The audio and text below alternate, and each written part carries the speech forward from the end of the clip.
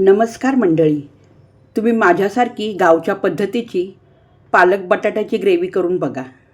अशा प्रकारचा तरी मसाला कोणी अजूनपर्यंत वापरला नसेल भाजीला. आणि ही भाजी जर का तुम्हाला सुकी करायची असेल तर सुकी पण करू शकता. आणि जर का तुम्हाला माझ्यासारखी ग्रेव्ही करून जरी भाजी करायची असेल तर त्या पद्धतीने करा. हे बघा, तुम्हाला व्हिडिओमध्ये दिसत आहे अशा प्रकारची ग्रेव्ही आहे ही, आणि एकदम पारंपरिक गावची पद्धत. चला तर मग रेसिपीला डायरेक्ट सुरुवातच करूया. इथे मी एक मोठा बटाटा घेतला, त्याचे असे छोटे तुकडे करून घेतले. आणि एक जुडी पालकची आहे ही. मस्त असा ताजा हिरवागार पालक. भाजी निवडताना देठासह पालकची पानं घ्यायची, अशा प्रकारे भाजी निवडायची आहे. देठ जर कोवळे असेल तर घ्या, आणि देठ जर कोवळे नसेल ना तर नका घेऊ.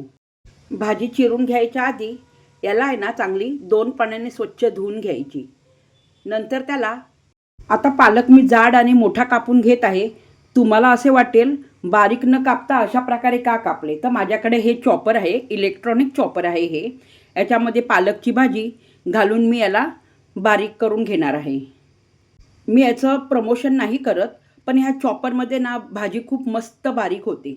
आणि ग्रेव्हीसाठी भाजी ना बारीक पाहिजे म्हणून मी याच्यामध्ये बारीक करून घेतली. आता दुसऱ्या चॉपरमध्ये घालण्यासाठी मिरच्या आणि कांदा मी असेच मोठे मोठे कापून, आणि लसूणसुद्धा सर्व एकत्र साहित्य या चॉपरमध्ये घालून बारीक करून घेणार आहे. इथे मी एक मोठा कांदा घेतला, नंतर 7-8 हिरव्या मिरच्या घेतल्या, 9-10 लसूण पाकळ्या घेतल्या. त्याला बारीक करून मी याला बाजूला ठेवले आहे.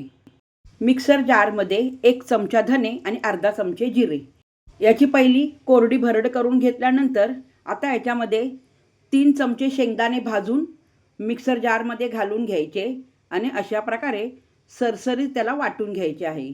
भाजी दाटसर होण्यासाठी शेंगदाणे आणि धने जिरे यांचा कूट आपण करून घेतला. पुन्हा एकदा तुम्हाला साहित्य दाखवते मी. चिरून घेतलेला पालक किती छान बारीक झाला आहे.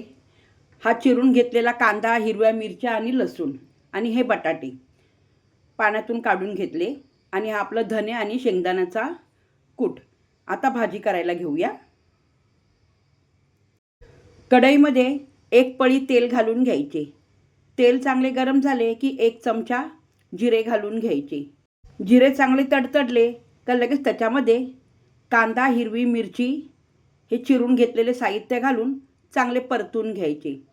कांदा लवकर परतून झाला पाहिजे तर त्याच्यामध्ये काय करायचे, चिमटीवर थोडेसे मीठ घालून घ्यायचे, आणि कांदा चांगला अशा रंगाचा होईपर्यंत छान असा ट्रान्सपरंट आणि लाल रंगाचा म्हणजे गुलाबी रंगाचा झाला आहे, अशा प्रकारे कांदा छान परतून घ्यायचा.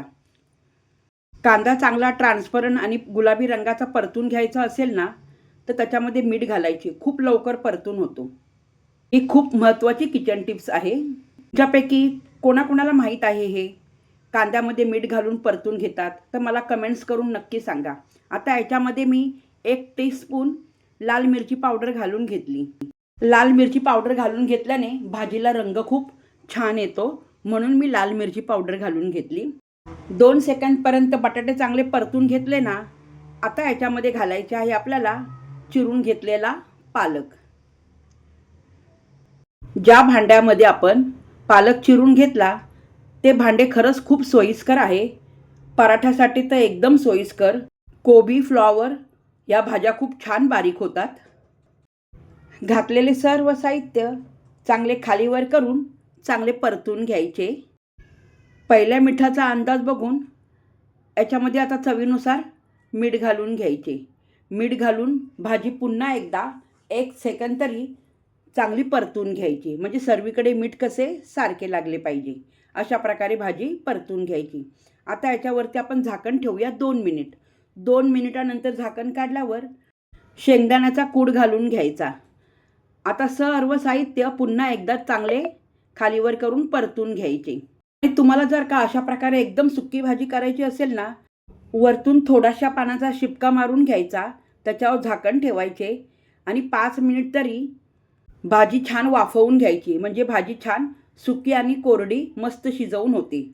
पण आता ही भाजी मला सुकी न करता मला ग्रेव्ही करायची आहे, तर त्याच्यामुळे मी आता याच्यात 1.5 ग्लास गरम पाणी घालून गरम पाणी घातल्यामुळे भाजी लवकर शिजून निघते. गॅस मोठा करून मस्त 5-6 मिनिट त्याला उकळी येऊन द्यायची.